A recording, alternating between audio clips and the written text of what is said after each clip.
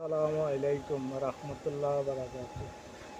আমার এক আপু সবসময় ফেসবুক পেজে আসে, আমাদের পুরুষদের বিপক্ষে বলে, নারীদের পক্ষে সবসময় কথা বলে।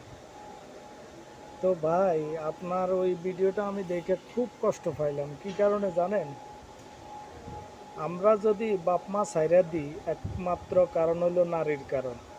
আর যদি নারী বাপ মা ছাইরা দেয়, তার ঠিকানা হবে কখন, কোথায় জানেন? তার ঠিকানা হবে রাস্তায়। কারণ আমি যদি বাপ মারে ছাইরা দিই, তারপরও আমার ঠিকানা হবে কোনায়? রাজপ্রাসাদে।